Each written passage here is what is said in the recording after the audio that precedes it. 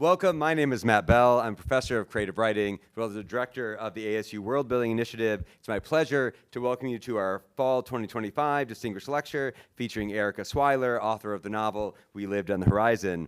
Before we begin, I just want to thank our partners at ASU, including the College of Liberal Arts and Sciences, the Department of English, the Virginia G. Piper Center for Creative Writing, and the Humanities Institute.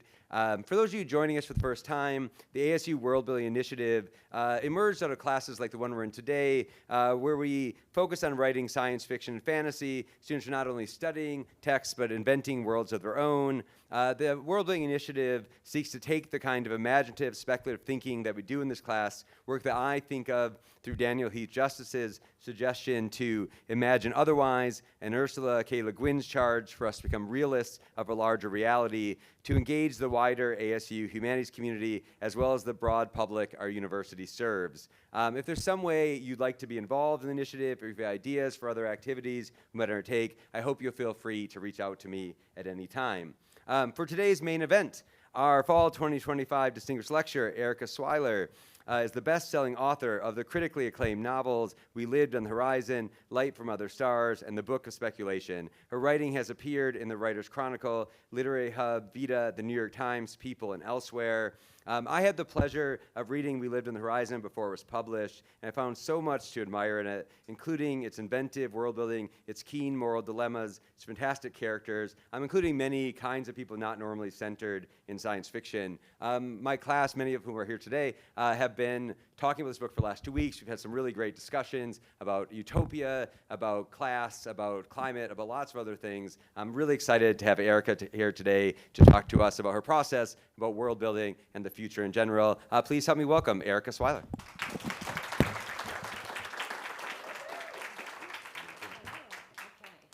I haven't given a PowerPoint in like 23 years, so when things go wrong, I'm going to laugh. You should laugh too. So thank you so much. Am I on? Continue. Thank you so much to the World Building Initiative, to ASU, to Matt Bell.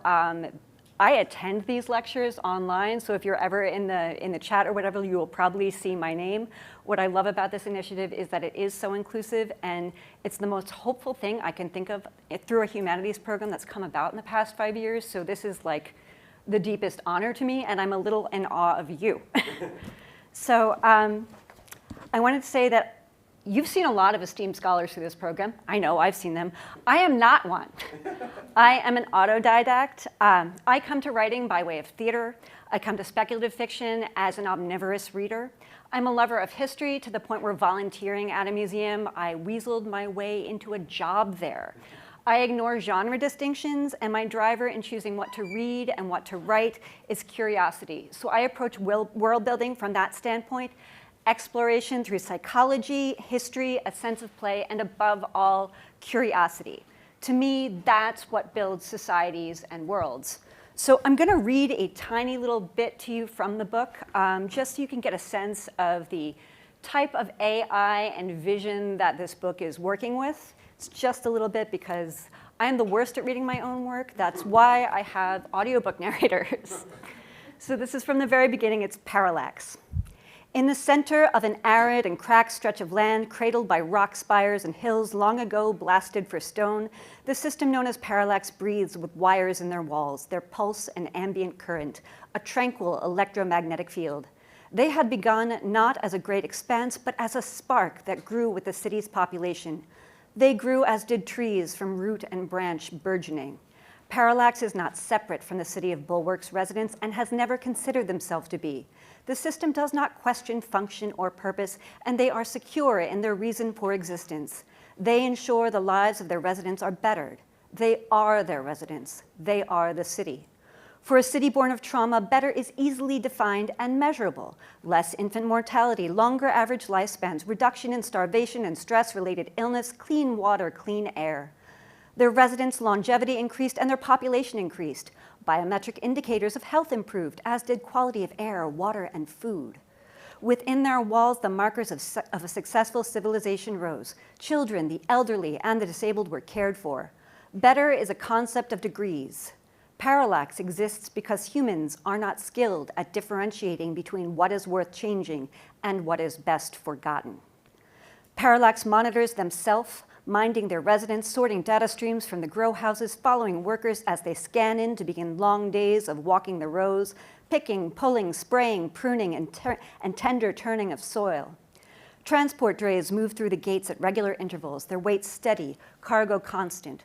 Food is essential for parallax's charges, and there is reassurance in steady data. They sort data from the water treatment facilities and reserves, monitoring the health of workers and changes in demand. Shortened water worker lifespans would indicate supply problems or chemical seepage into the reserves. Wastewater data is distributed to Central Hospital for disease monitoring. Each whitecap scanning in to read data is a separate ping in their system. Parallax was once effective at regulating and distributing work share through its residents.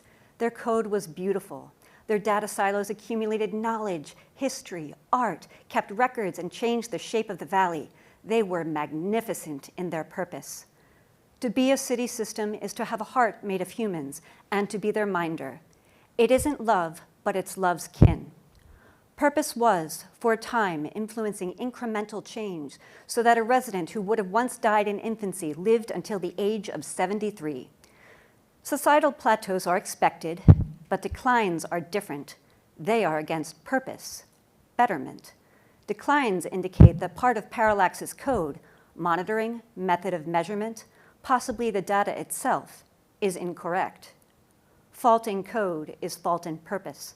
Faulting code must be edited. It's a little ominous bit for you.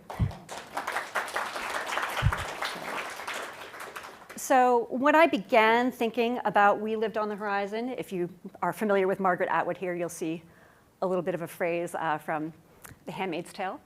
Yeah. When I began thinking about this book, I was absolutely furious. It was on the heels of an election, and I woke one morning less of a person in the eyes of my nation than I had been just the night before. And if I, in all of my security, felt that, anyone with a life even slightly less secure felt it more. We Lived on the Horizon is my angriest book.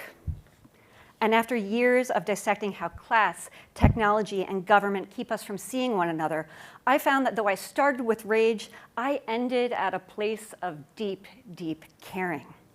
The question that drove me was, what is moral clarity in a society that has abandoned its understanding of morality? So my job in imagining futures isn't just highlighting flaws in systems that humans come up with, but focusing on what keeps us trying, the why that makes us want to live together. So that means picking apart human nuances and ways of being that keep us forming societies, rebuilding when they fail. So I want to ask questions. Are revolutions only for the young? What is legacy in a collapsing society? Who is capable of altruism? And are our imagined utopias just as subject to corruption as our current societies? Obviously, my agent loves me because this is all like incredibly pitchable. But very simply, We Lived on the Horizon is about a surgeon in her late 60s in a far future walled city. It is class stratified, and she's trying to survive societal breakdown while also creating the kind of life that can escape it. I also wave my hands around a lot when talking about this book and say it's about everything, because books about societies in collapse are. We call them dystopian, we call them post-apocalyptic, because it is very hard to sell propulsive stories about seeking moral clarity in collapsing and post-collapse worlds. But this is how I tried to figure out existing in a world that felt and still feels morally corrupt. So I look at societies from the angle of ethics, social constructs, and the governments that those form, and how rituals and customs develop, and what happens when those things no longer serve. That's where these two classes, the book Saints and Body Martyrs, come from, custom and ritual that no longer serve. Speculative fiction is also one of the best ways to write about the present without getting yourself thrown in prison. And I feel that very strongly right now. The books I love are acts of resistance. So Le Guin's The Dispossessed in particular, if you haven't read it, you absolutely must. And The Left Hand of Darkness. Butler's Parable of the Sower and Atwood's Handmaid's Tale and Mad Adam trilogy, these books made this book. They think about how revolutions are shaped and ways of existing outside this moment. And that is resistance and rebellion. And I've thrown a little quote from the Parable of the Sower here. When civilizations fail to serve, it must disintegrate unless it is acted upon by unifying internal or external forces. And that's the shape of my book. So fictional world building often really focuses on a lot of set dressing, or it feels like set dressing to me rather than like the meat of difference. So I could have focused on the tech that really tallies life hours or bioscans, and that would be much more hard science fiction. But it felt much more important to me to spend those pages on the moral and ethical world. I also didn't want to write war or plague or climate collapse. They've been done better than I can do it, and I don't think that I, as a writer, benefit from imagining war when war is ever present. So I built, like Le Guin does, a thought experiment to explore who is capable of morality, humanity, and change, and I did it as a salve for what's been written. So thinking about altruism, compassion, and that need to care, and how governments exploit it. Our government knows that it does not have to care for us. Relief, if it happens, is often through charity and mutual aid. Policy dictates who is human and who is valued only for labor and what can be extracted from them. We call these problems of capitalism, but the same issues have existed across history, across economic systems, across government.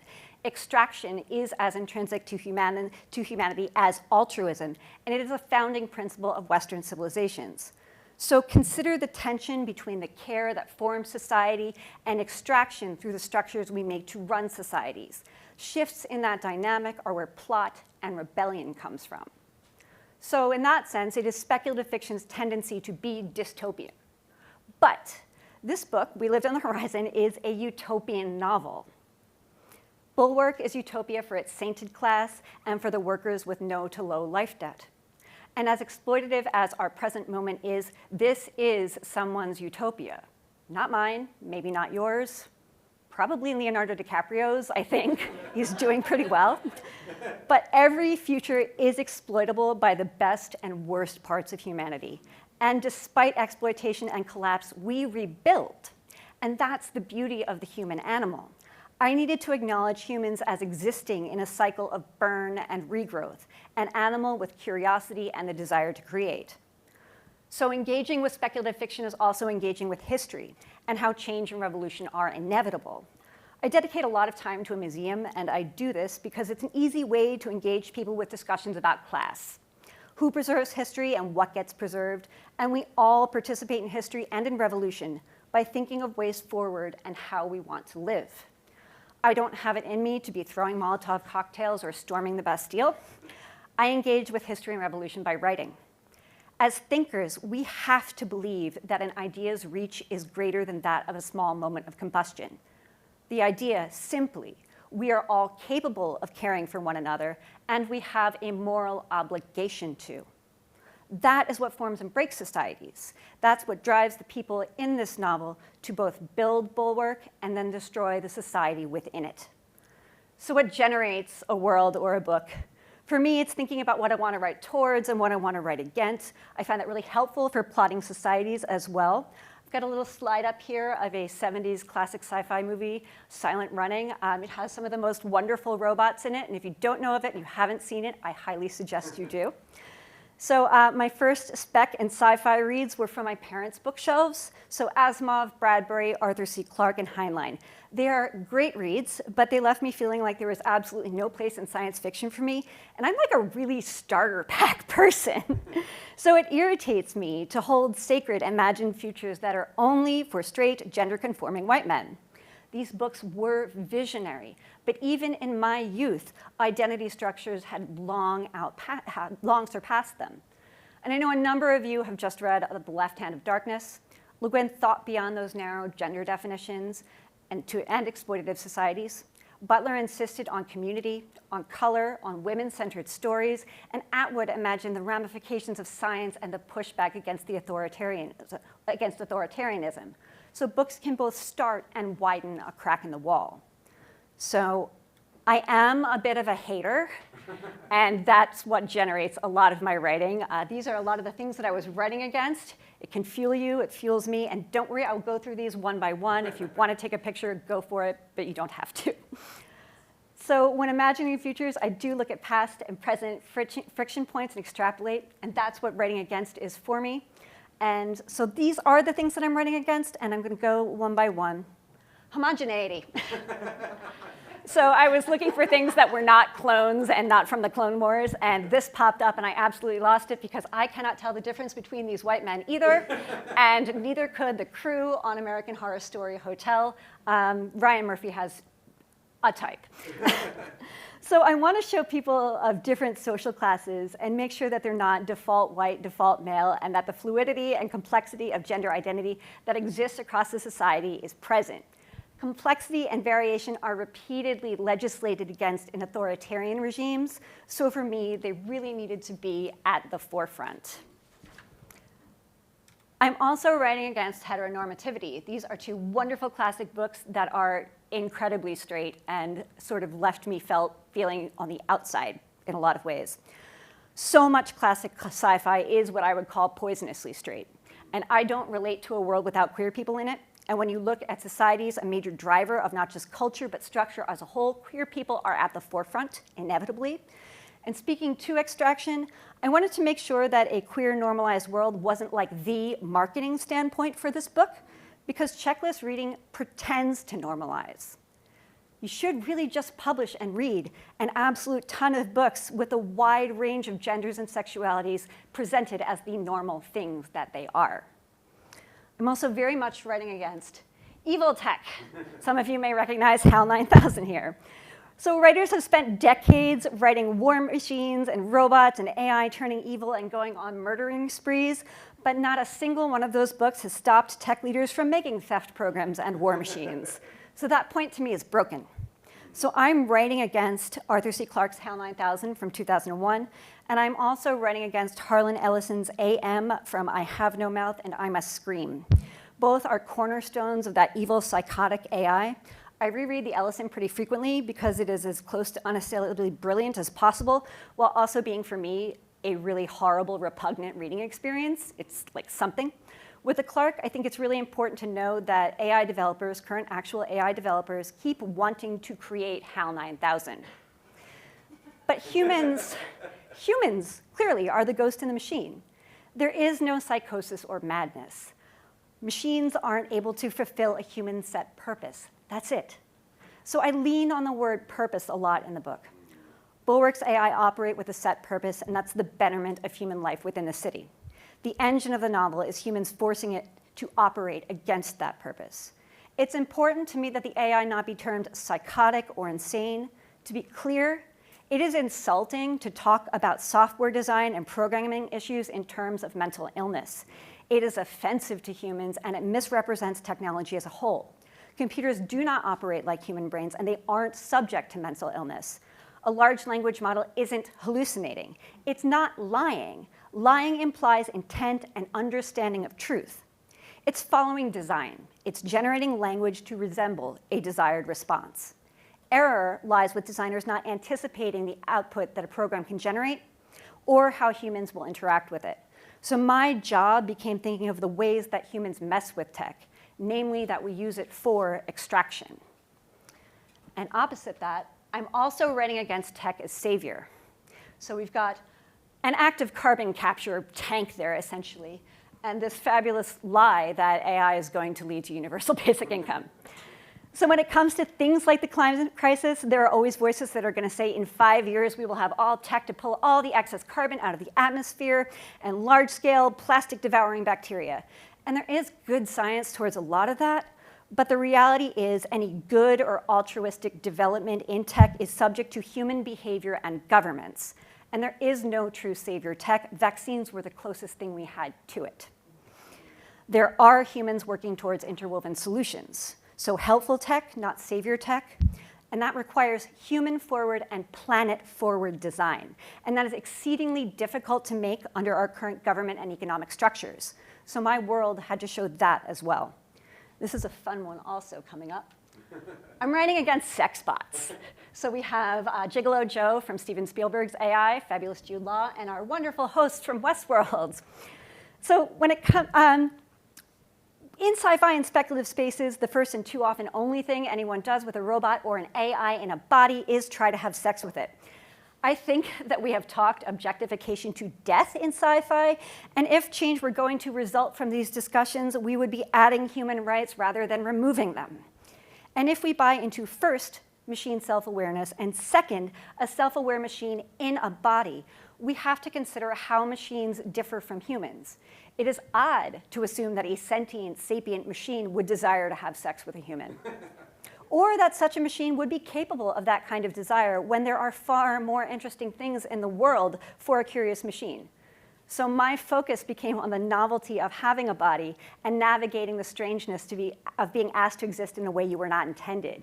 To me, that was a much more interesting and exciting approach. A big theme in the book, I'm writing against ageism. Again, classic sci-fi. If you haven't seen Logan's Run, you really should. It's an absolute blast, and it makes you a little bit mad, makes me a little bit mad. It's also hokey. In the majority of fiction I've read, sci-fi otherwise, just most of it, character ages stop solidly at middle age. And by middle age, I mean mid-40s staring down what will be an assumed crisis at 50. At 46, I find that pretty laughable. But if we accept that there is that radical hope of a future, the survival of the individual at the individual or species level, it's necessary to envision old age, to ask what is an ethical way to be an elder. And so much of the venom we see directed at elderly now is perhaps better directed at our societal structures. And so that's how I found myself with 2 geriatric queer women as main characters. I had to ask myself, what happens to people on the edges of revolution? How do elderly participate in revolution, or do they? And that, to me, was much more interesting than the standard middle-aged character. I think when you're making your world and thinking about morality, it's really important to consider a full lifespan. I'm also writing about class invisibility with one of my favorite things to happen on social media recently. Mark Cuban is going on about how we should incentivize corporations to do good things. And good old Martha comes in here saying, you have more money than God, but you want incentives to do good moral things. I think Martha speaks for a lot of us. So part of what makes me uncomfortable about our society is the barriers that we put up to seeing people. Corporations obscure production methods. And we love our direct shipping, 24 hours or less, delivery confirmation via photograph, and no human contact. We sweep unhoused people into jails so we avoid seeing our failing systems. Gated communities erect literal barriers to keep other classes away. These structures keep us from caring, and that makes us complacent. There are no people to care for or question if we don't see them. Part of what makes billionaires behave the way they do are the walls that keep them from interacting with anyone outside their class. So the novel's plot had to force classes to view each other and to see if they could see each other as human. In that sense, I'm also writing against the flattening of identity. This is an absolutely classic Twilight Zone episode where everybody gets to pick a body and it changes their personality as well. It's brilliant, look it up. I'm writing against this flattening of identity because in modern discourse, social media, news media, otherwise, there is a loss of the individual and a loss of nuance. And I do shudder at the word nuance because it is usually followed by the worst opinion you have ever heard. But it's dangerous not to acknowledge that groups are comprised of individuals, each with the ability to make choices and define their own morality. And that helps dictate the movement of the whole. A blindness to the individual is also a way of stripping autonomy. So I tried really hard to write toward character, humanity, and psychology as opposed to ideology, and hoping that that would lead to some form of moral clarity. In that sense, I'm also writing against the idea of the single revolutionary leader. You will notice that all of the John Connors from Terminator, there's not even one John Connor. There are many of him. But I don't know that the idea of the single hero's journey is really helpful when you're imagining a future. We often pin revolutions on like 1 or 2 people or an inciting moment, rather than seeing them as these layered things that they are. We focus on the leader rather than a series of action or decades of resistance and slower social change. So think labor unions, artists, artistic movements, students, teachers, even the military. All of these parts of society each have their own charismatic players, plural, and that's the shape of revolution. And that's what's happening right now. So I wrote against that figurehead idea to provide a map for myself as to how change works. And I wanted to dig into that idea that no person is without agency.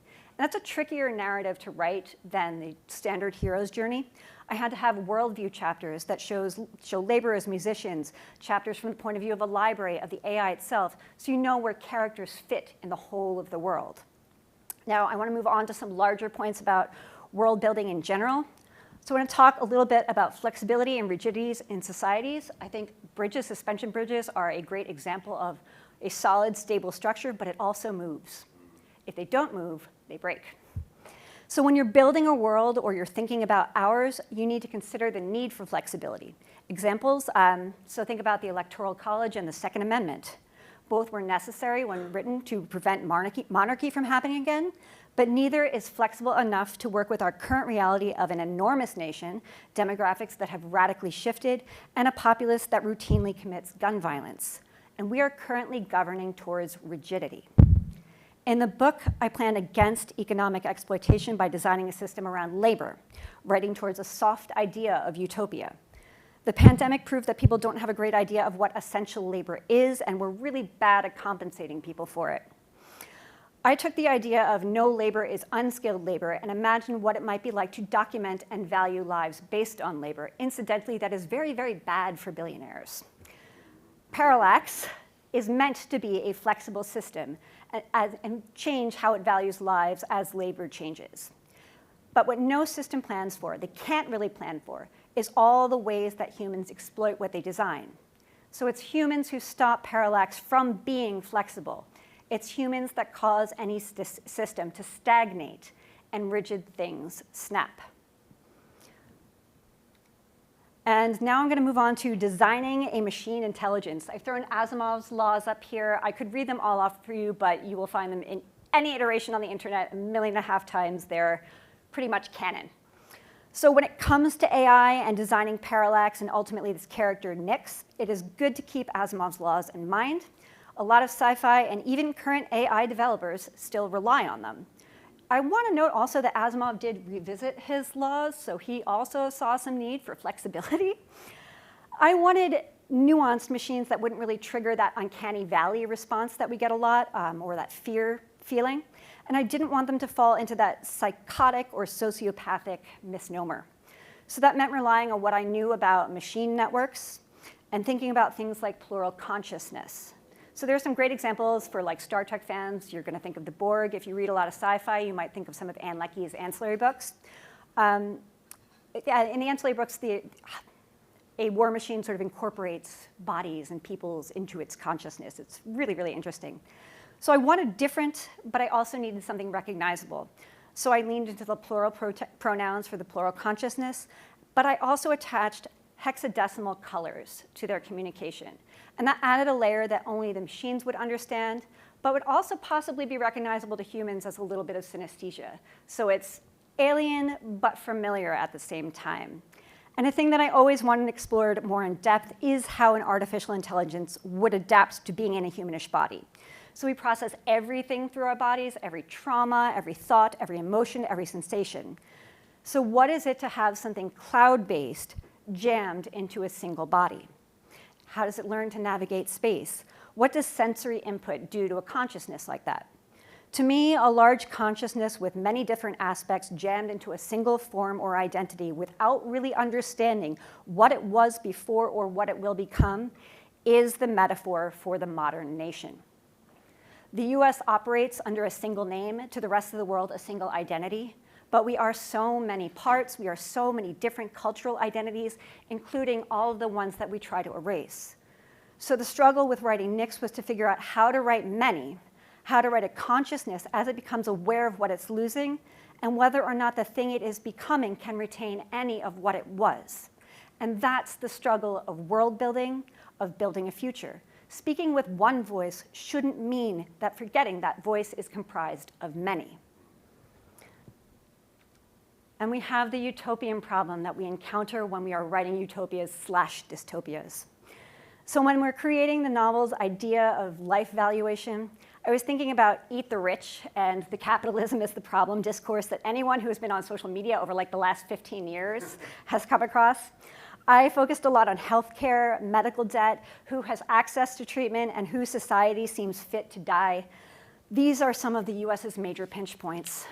I asked myself, can I build society without the current idea of money and create a system that acknowledges how many people are involved in the care of just one life? And if so, what goes right, what goes wrong? I knew there would be pinch points and that they'd be human caused. And that's the playbook for all societies. What differs is the approach to fixing things. Sometimes that's a call for revolution. The majority of societies don't start out with anything other than the desire to become some form of utopia. It is inherent in humans to believe that we know what is best for everyone on some subject. Case in point, I am talking to you about speculative fiction and world building. So AI, also intrinsic in humanity, is variation, which means even good policies with genuine care and progress at heart still crush someone. Again, I encourage you to read The Dispossessed. Utopia is dystopia. So any way or idea about living forced on another with a sense of this will be good, it can smack of fascism. And doing away with structures that force ideology touches on anarchy. Can you have an anarchist utopia? Maybe. Not even Le Guin fully writes one in The Dispossessed. Perhaps anarchist utopias can only exist on a small scale. But in writing a utopia, I knew from the start that no matter the structure, it would break, which is also in some ways the curse of a timely book. The novel relies really heavily on altruism. And this is a Hubert Humphrey quote, so at some point our politicians did think this. The ultimate moral test of any government is the way it treats three groups of its citizens. First, those at the dawn of life are children. Second, those in the shadows of life are needy, are sick, are handicapped. Third, those in the twilight of life are elderly. So for me, one of speculative fiction's job is to show the present with clarity, and that meant looking at altruism as something that people and governments exploit. As important as it is to think about things like design and infrastructure, it's as important to think about the role of altruism in founding and continuing societies. And given the massive variation there is in life, there will always be people with different levels of ability, care needs, and how we do or do not value their lives dictates a society's shape, real or imagined. And though we hold care for children and elders in high esteem, American society is shaped in a way that doesn't allow us to practice that care or altruism on a wide scale. Parallax, the AI that runs Bulwark, is my attempt to codify a sense of group, life value, and altruism through data. But in every society, there are also people in whom the instinct to give feels like a calling. NPR revisits this subject a lot, usually with people who do blind kidney donations. These extreme altruists play critical roles in societies in helping saving lives and by making interconnectedness visible. Humans, I think, are best suited to altruism when we see its effects. So think about like the Cajun Navy, think volunteer fire service, meal trains, food banks. Direct action feels less subject to exploitation than feeding money to a government and hoping it gets distributed. Direct altruism has a sense of validation for givers and recipients. And that's where the novel's body martyr class comes from, an initial need that warps into custom. Scaling altruism and taking immediate human interaction out of it tends to complicate things and make them much more subject to exploitation. In Bulwark, I have that as organ donations going only to those of a specific class, essentially making people into organ farms. Sadly, that is not at all speculative and ties more neatly than it should into the current concept of effective altruism. From Sheryl Sandberg in Careless People. Do you mean to tell me that if my 4-year-old was dying and the only thing that would save her was a new kidney, that I couldn't fly to Mexico and get one and put it in my handbag? So speaking on our friend Sheryl, effective altruism. It is very hard to separate AI development from the effective altruism movement. A number of our tech leaders have dabbled in EA, and where they've wound up is incredibly far from the altruism most of us recognize. The story used to explain it is, say you are wearing an expensive suit at the beach, and why you're wearing one at the beach is never explained, you just are, and you spot a child drowning. You have two choices. You have a choice here. You could ruin your suit, jump in and save the child, or you could sell that suit and use the money to fund swimming lessons so more children won't drown. Literally, this is the common story used to push this. So effective altruism posits that it is better to sell the suit. Stop the drowning before it happens, sounds good. You know, kids get swimming lessons, except one child still drowns. It's all a take on this trolley problem, Effective altruism aims for future good and greater good, but built into it is the lesser evil of ignoring immediate need. In ignoring the present individual in favor of the future group, effective altruism opened itself to wild exploitation, and the focus is not just on needing aid, but on the behavior of the altruist. Parts of effective altruism morphed into long-termerism, where people began to see most good as preserving the species for a far future. So building bunkers to withstand climate catastrophe, hoarding water rights, eugenics and eugenics-adjacent thinking, and having children, some in large numbers. The long-termer strategy is the most good that they can do for the species is their genetic legacy. To me, that is a product of separation by wealth, by profession, by race and gender. It is a product of a society so stratified that the tech leaders literally live in a different reality. So in that sense, the stratified world of Bulwark is real. Yet, those leaders, billionaires, and tech giants, as abhorrent as their actions are human. And if we write them off, how do we plan futures that prevent this type of ethos? What of the children who are born into that mindset, who have no control over how they're raised? Do we write them off as well? I am of the mindset that change, empathy, and altruism are driven by curiosity and visibility. To me, a lasting future society will have permeable class structure and areas where we must view each other. Le Guin does this again in The Dispossessed, though the rigidity of the structure she makes is designed to cause flaws. It's a thought experiment. She makes a pretty strong case for soft anarchy, and I am hoping to make a case for small societies where it is easy to know one another, to practice the type of altruism that is people leaning toward one another and not planning for the success of any genetic line. A legacy of acts as opposed to a legacy of bloodline. And that's what I'm trying my best to get at with the characters of St. Annetta Malavis and St. Helen Vintner. And it takes a revolution to bring that about. And I think Le Guin found that too. So a favorite quote from The Dispossessed: "You cannot take what you have not given, and you must give yourself. You cannot buy the revolution. You cannot make the revolution. You can only be the revolution. It is in your spirit, or it is nowhere." So that is a very deep humanity there. My pitch to my agent for this book was, if you were living through a revolution, would you know? Wasn't used, I don't know why. But when I began writing, I believed that we were, and I think we still are. But it just looks different from historical revolutions because tech makes actions both more and less visible. So in that vein, we have our friend the guillotine here, bloody, bloody revolution. Social media and activist spaces were and still are rife with calls for revolutions and guillotines. People love to invoke the reign of terror, but they also ignore that people across classes were killed: royals and bourgeoisie, working class, and children. We ignore that the French Revolution spanned roughly a decade and was followed by mass confusion and led to the rise of Napoleon. And going out on a limb here, Napoleon was not like a real win for Europe or the world at large.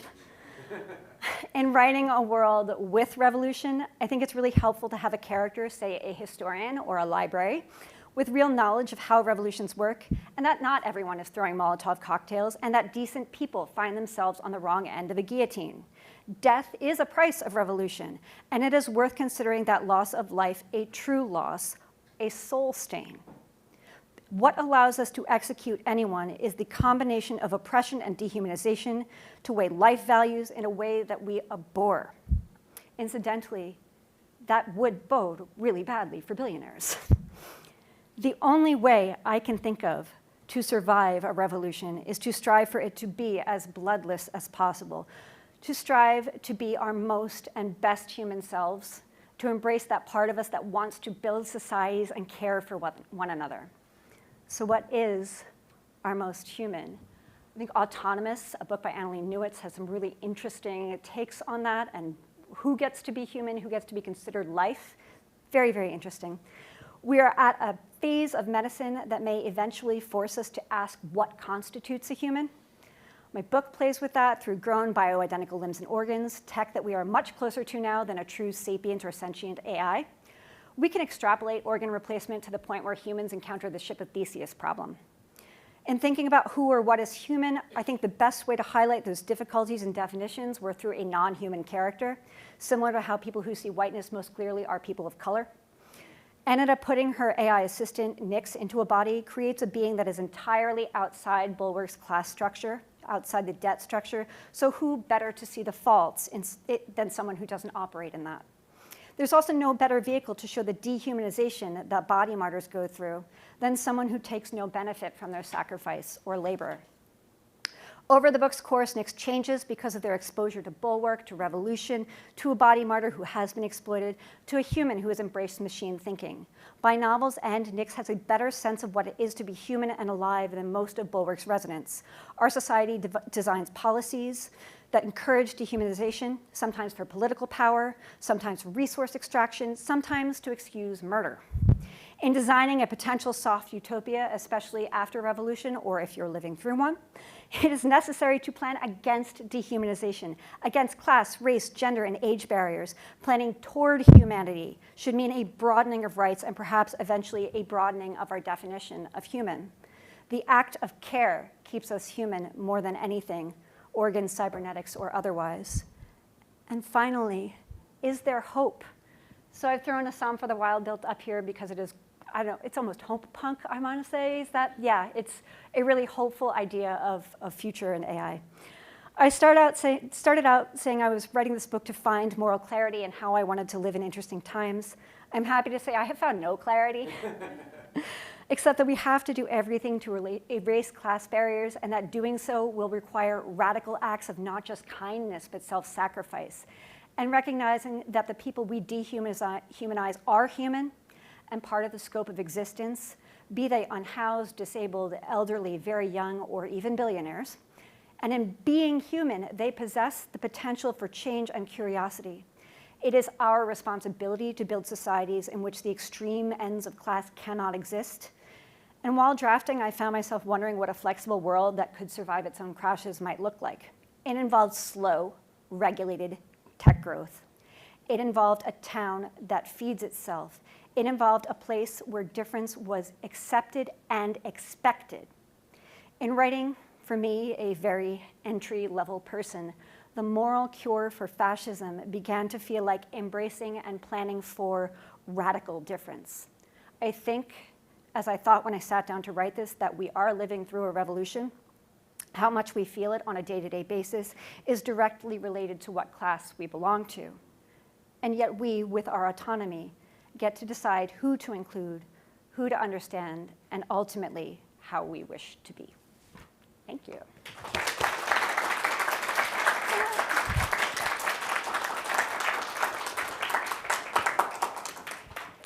We have some time for questions. Oh. Come for taking some? Yeah, totally. Are you comfortable calling on people to raise hands? Yeah, absolutely. Right. Or just shout out whatever you're most comfortable with. Maybe we'll try raising hands. Okay, yes, over there.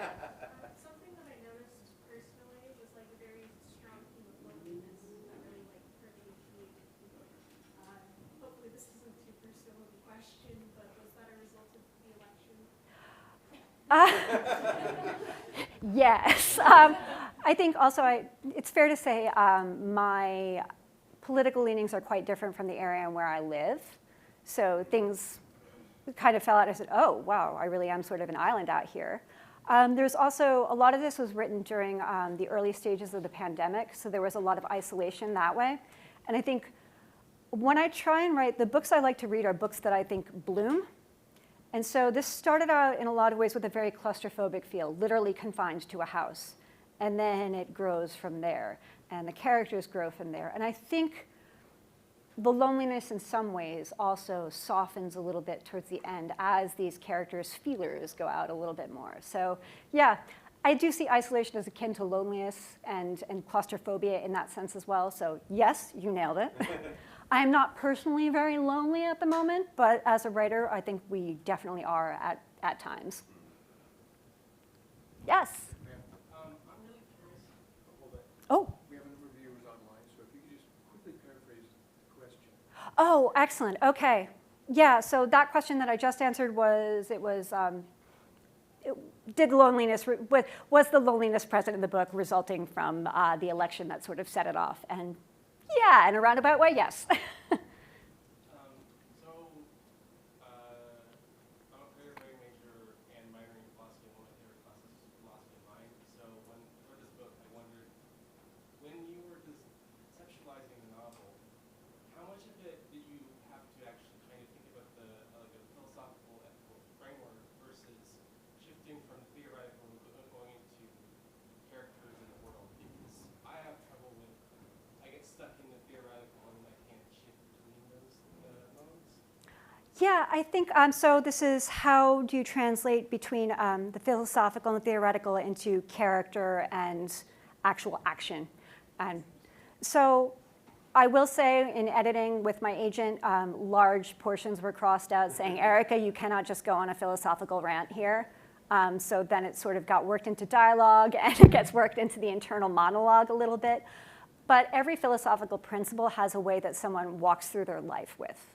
You know, being that even just living the golden rule is a philosophy, and that comes out in how you speak, how you treat others, and how you walk in the world. So I think, honestly, you start thinking about how it translates into a physicality.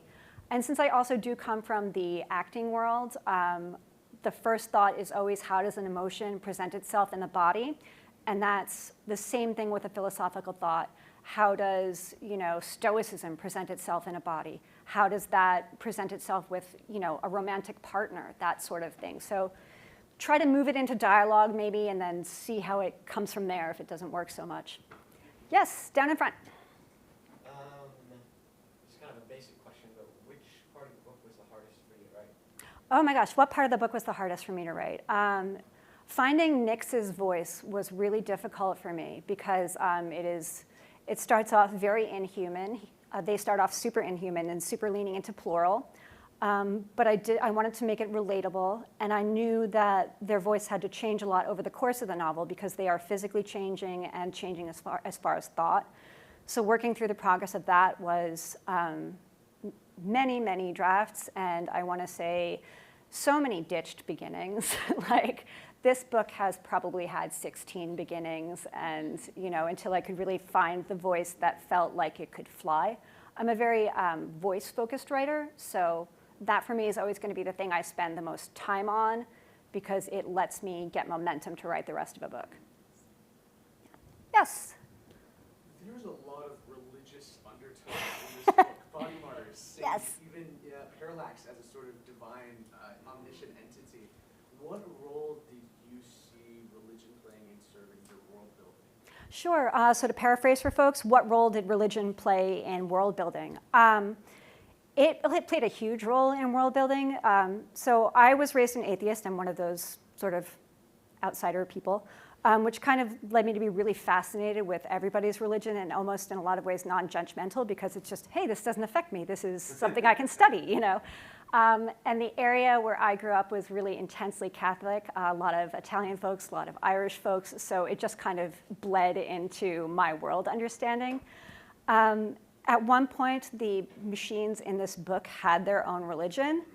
They had liturgy and were going on about Watson, the first father of us all, and da-da-da. But it's the sort of thing that you write for fun to understand your world and then realize, oh, that's an entire other book that I'm the only person interested in reading. So it played a huge role, and also in forming societies in place of an AI or in place of a government, a lot of people look to these religious structures to figure out place and how to behave. And so it wouldn't be true to a society or a world to not have that kind of flavor to it, if you will. At least for me, If there is an atheist community out there that has absolutely no exposure to religion, that's probably different, but, I don't live in that. In the back, yes? Yeah, thank you so much. My question is about thinking about any small utopias or community experiments that you found inspiring or cautionary. Oh. Crafting Okay, so small utopias that I might have found inspiring or cautionary when crafting the novel. So there is a really fabulous short story, it's very Googleable, about a community, and I think it's either Vermont or New Hampshire. They were libertarian anarchists that set up a community, and a lot of problems developed around like law enforcement and who was going to pick up trash. And if you don't pick up trash in the rural woods, bears show up and put an end to your community pretty quick. And I was like, oh my God, bears will save us. But that's my utopian dream, the bears come in. So I think looking at cautionary tales, there a small community of crypto anarchists started up in Mexico and rapidly found problems with law enforcement and all sorts of things. So that sort of cautionary tale, I was like, okay, so if you're doing things in a small way, you really have to think about everybody being on the same page ethically first. And so that sort of led me against that kind of anarchist utopia. And as far as inspirational utopias, I mean, the dispossessed was such a huge thing for me that, you know, especially because of its flaws as well. Yes, in the back. When you were writing your novel, what was the time scale you were working with? Like, did you work on it like consistently, like 4 hours a day for like a few weeks, or was it sporadic moments of inspiration, where moments where, oh, I did not want to write this week or this day? Okay. So the question is a process question. How long did it take? What was it like? Am I, you know, everyday write or die person? Not to scare you all, but it takes me 10 years to write a novel. And that's from first thought to send it to the agent, send it off on submission, and I never want to look at it again. So I would say most of my time is devoted to thinking, so it's really hard to quantify. When I am on a kick, I will write for 2 to 4 hours every day, and then you can't talk to me, I'm mean. And other times I simply can't look at it. I will say this was about 13 drafts total. And so if you can do a full draft in a day, 13 days, but I certainly can't.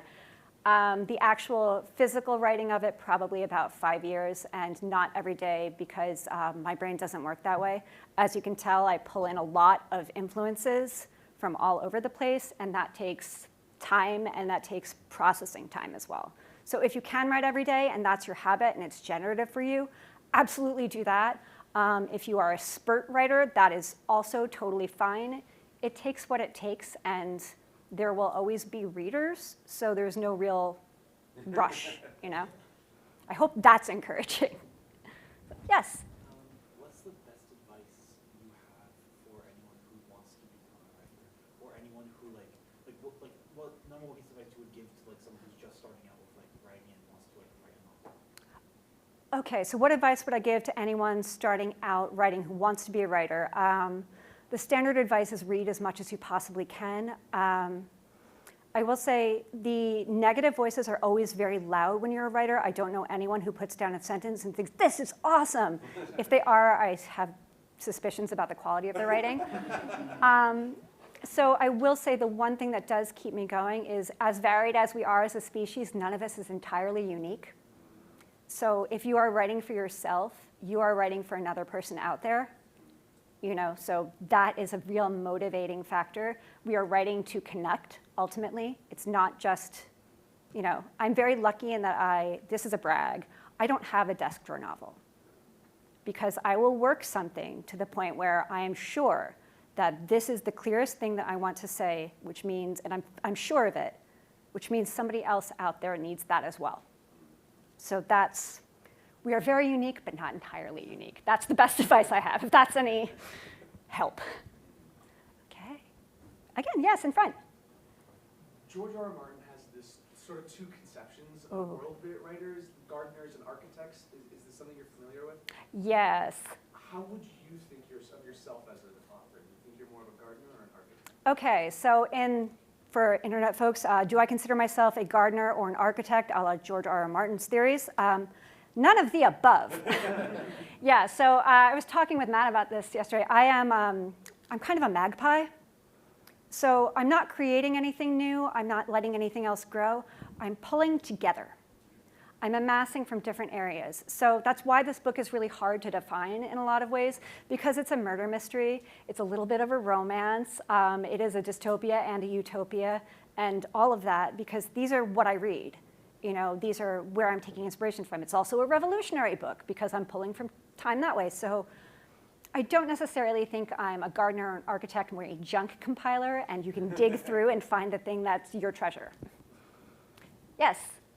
So this, as you said, this book has a lot of, like, I wouldn't say competing themes, but like a lot of themes that go together, like you said, like romance and revolution and stuff like that. Was there ever a point in the process, and religion as well, was there ever a point in the process where you finally like solidified the idea that you wanted, like the ending of the book, the whole book, like the main theme, or did you have that going in?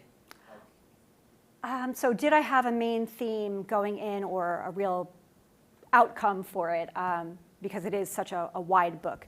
I think with most books and with myself as a writer, I don't really know what I'm doing until I finish. And even now, I'm still learning how to talk about this book. I think all of my books, the main through line is caring and real empathy. And if there's a way to communicate that, I want to do it, especially in really difficult circumstances. Like that, the through line of any book for me is how deep into humanity and what it is to be human can I get? So that, I think, is, ooh, thank you. I've just figured something out for me. Okay. Yes? Okay, I found the end of the book very interesting. I wasn't expecting Nix and Lane to be in this small community because the whole time I was like, oh, Nix is going to go to a different community, show all of these ideas about the world and all the information they've learned from the stacks and all these things, but instead they become a toy maker and they're living in this small community and just kind of helping out when they can. Just thoughts on that? So thoughts on the ending. Is it this quiet ending that I did? So one of to take a pop culture thing, the thing that works so well for me about Mad Max Fury Road, if we're doing an apocalyptic thing, is that Mad Max disappears into the crowd at the end. And I think for me, the most important role you can have in society is being part of it, not trying to necessarily be it. And I think Nix has also changed so much in their identity, trying to define who and what they are within a community. They can't come in from a position of knowledge or power, especially when they've just seen what they came from fail. So it had to be softer in that way. And it also, I'm a lover of parable and allegory, and that kind of soft ending that comes full circle in a way it's very allegory. And so, yeah, I also didn't want to do anything overly terrible to them because people don't respond well to when you kill their favorite, I found. And I don't respond well to when I kill my favorite, so, yes?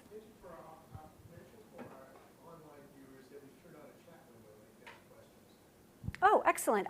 So for our online folks, we have a chat window. If you'd like to ask questions, I would love to answer them. Okay. Yes? I noticed in the slideshow specifically that you're writing against ageism, which I really appreciate. And something I want to mention is it's like maybe this is just how I'm perceiving things, but I feel like a lot of stuff that previously had older protagonists are being erased in a lot of regards. Did you get any pushback writing writing an older protagonist? Ooh, so did I get any pushback for writing older protagonists? I'm very lucky in that my agent trusts me implicitly. The only real, I wouldn't even call it friction, is that my editor is much younger than I am, as happens when you hang out in publishing for a long time. And so we had, I'm of an age where I've now had friends for 40 years. And so I've been through those very, very long relationships where, you fight and whatever, but you're in it till the end now, and you don't even remember what you were mad at each other about. And I also grew up in, a theater community and around a lot of older queer people and these different relationships that it's like, oh, you fight like cats and dogs, but you are in this together to the end. And that is something that I think can be very hard for younger folks to understand, but I find like the most beautiful thing in existence. I think just the way we grow into each other and have those, our faults adjust to each other, I think is really wonderful. And there just seemed to be like a real, I needed to talk about it because of the role that elderly have played in my life always. And so it felt like somewhere I wanted to spend time, and if there wasn't room for it in publishing, I was going to try to make it. Okay, one more question. Yes? I guess going off of that, if writing an older character, how did you write someone with more life experience than you? How did I write someone with more life experience than me? Talk to older people. My gosh, that's like, everyone is dying to be listened to. I was really, really close with my mother, and she had this wonderful network of friends. I do work at a museum, and I'm probably the youngest person there by at least 30 years. And like, just life experience from someone who's actually been through things is so enriching for you to take in, and also enriching for them to share. Like, this is, in not trying to, in skirting around older folks, you are missing an incredible chunk of society. And I know we're all in this retire phase and get out of the way, and we're yelling all this without really thinking about, are we valuing people? Like, people have a lot of knowledge, so how do we use that? How do we make sure that everyone is still included in society? So my first thought is talk. Just go to a place where people are and talk and listen, and that's really it. As for aging bodies, well, everybody is, and you can see how this is gonna go. Yeah, so thank you guys. This was incredible. It's lovely to be read this way.